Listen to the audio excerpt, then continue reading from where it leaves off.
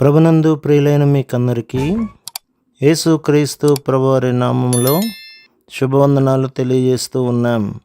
దైవజనులు బ్రదర్ భక్త సింగ్ గారి పరిచర్యలో నుండి అలసిన వాణిని ఓరడించు మాటలు ఆగస్టు 19. ఆయన ద్వారానే మనము ఇప్పుడు సమాధాన స్థితి పొంది ఉన్నాము. రోమాపత్రిక 5వ అధ్యాయం 11వ వచనం. అపోస్తలుడైన పౌలు తన పరిచర్య ద్వారా రక్షింపబడిన విశ్వాసులకు మీరే మా మహిమయు ఆనందమునై ఉన్నారు అని చెప్పుచున్నాడు. తెస్సలోనికీయులకు రాసిన మొదటి పత్రిక 2వ అధ్యాయం 20వ వచనం. నీ సాక్ష్యము ద్వారా ఇతరులు రక్షించబడినప్పుడు ఎంతో గొప్ప సంతోషము నీలోనికి వచ్చును. అంత మాత్రమే గాక నీ స్నేహితులు, నీ ఇరుగు పొరుగు వారు కూడా నీ ద్వారా ఆనందించెదరు. ఈ సంతోషం పొంది ఉన్న వారిని నేను కనుగొనినప్పుడు నాలోని సంతోషం అధికమగును. ఒకసారి నేను యుగోస్లేవియాలో ఉన్నప్పుడు నేను బెల్గ్రేడ్ అను ప్రాంతమునకు రైలు బండిలో ప్రయాణించుచున్నప్పుడు నా ఎదురుగా ఒక పొడవాటి వ్యక్తిని చూచితిని. అప్పుడు నేను నా మనస్సులో, దేవా, అతని ఆత్మను గూర్చి నేను అతనితో మాట్లాడు ఆధిక్యత నిమ్ము అని ప్రార్థన చేయ మొదలుపెట్టి తిని. తర్వాత అతనితో మాట్లాడిన వెంటనే అతడు తిరిగి జన్మించబడెను. అప్పుడు ఎంతో గొప్ప సంతోషం నా హృదయంలోనికి వచ్చినది. నీ కుటుంబపు వారు కానీ, నీ చుట్టూ ఉన్నవారు కానీ, ఇంకా ఎవరైనా నీ ద్వారా రక్షణానందమును కనుగొని ఉన్నారా? ఇతరులను క్రీస్తునొద్దకు తెచ్చుటలోని ఆనందమును నీవు ఎరుగుదువా? దేవుని చిత్తమును చేయుట యందు సంతోషించుట ద్వారా కూడా నీవు ఆనందమును పొందెదవు.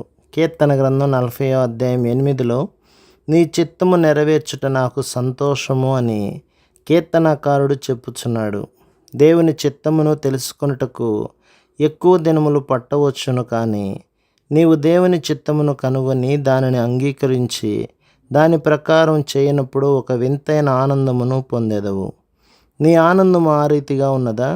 నీ ఆనందము చెప్పనసక్యమును మహిమాయుక్తమునై ఉన్నదా? నీ ఆనందము సంపూర్ణముగా ఉన్నదా? ఎల్లప్పుడూ నీ పెదవులపై పరలోక పాటను కలిగి ఉన్నావా? నేను పైకి ఒక్క స్వరము కూడా పాడలేనప్పటికీ నా ఆత్మలో దినమంతయు పాడగలను.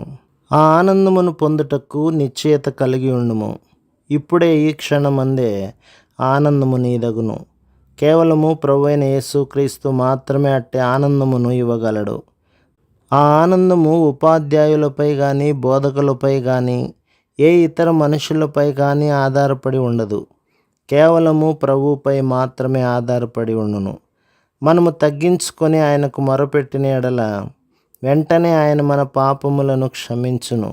మరియు ఆ అనుభవమే మన హృదయములోనికి ఆనందమును తెచ్చుటకు ఆరంభించును. ఆ ఆనందము పరలోకములో ఆరంభమగును. ఆ రీతిగా ఒక్క పాపి రక్షించబడినప్పుడు పరలోకములో ఆనందము కలుగును. ఇది భూమి మీద ఆరంభము కాదు. పశ్చాత్తాపడకమునుపు మనుష్యుని ముఖము అపవాది వైపు, వీపు దేవుని వైపు ఉండును. పశ్చాత్తాపము పాపపు ఒప్పుదల, అనగా పాపము నుండి పూర్తిగా వెనుదిరుగుట. పశ్చాత్తాపము ద్వారా అతని వీపు అపవాది వైపునకు, ముఖము దేవుని వైపునకు త్రిప్పబడును. అదే నిజమైన పశ్చాత్తాపము. అటువంటి కార్యము మానవుని ద్వారా కలగదు, పరిశుద్ధాత్మ ద్వారా మాత్రమే కలుగును. అక్కడే ఆనందం ఆరంభమగును. ముందుగా పరలోకములో ఆనందం ఆరంభమై అక్కడ నుండి పశ్చాత్తాపపడిన ఆ వ్యక్తిలోనికి వచ్చుచున్నది. అందుచేతనే ఏ మనుష్యుడును దానిని తీసివేయలేడు. ఆ ఆనందము ప్రభు సన్నిధి నుండి ఆరంభమై అక్కడ నుండి పొర్లిపారుచూ ఉండును. ఏ మనుష్యుడును దానిని తీసివేయలేడు. మీ సంతోషమును ఎవడును మీ వద్ద నుండి తీసివేయడు. యోహాను సువార్త 16వ అధ్యాయం 22వ వచనం. ఏదియు కూడా నీ పొరుగువారు కానీ, స్నేహితులు కానీ, నీ శత్రువు కానీ, లేదా ఈ భూమిపై ఏ శక్తి కానీ తీసివేయలేదు. నీవు పశ్చాత్తాపడితివా? పశ్చాత్తాపడినప్పుడు ఏమి జరిగినది? నీ పశ్చాత్తాపము హృదయపూర్వకమైనదేనా, లేక ఇంకా పాపము మరియు సిగ్గుతో కూడిన విషయముల వెంట పడుచున్నావా? అందుచేతనే నీ ఆనందము పరిపూర్ణం కాలేదు. నీ పశ్చాత్తాపము సంపూర్ణమైనది కాదు. నీ ముఖము రెండు వైపులా తిరుగుచున్నది. కొంతమంది ఆ రీతిగా ఉన్నారు. వారు అన్ని చోట్ల సంతోషముగా ఉన్నట్లే కనిపించెదరు.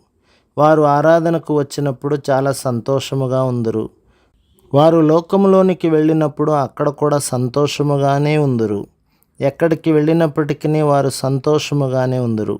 వారు ఆత్మీయముగా మోగవారును గుడ్డివారునై ఉన్నారు. వారు సాతాను యొక్క దూతలు.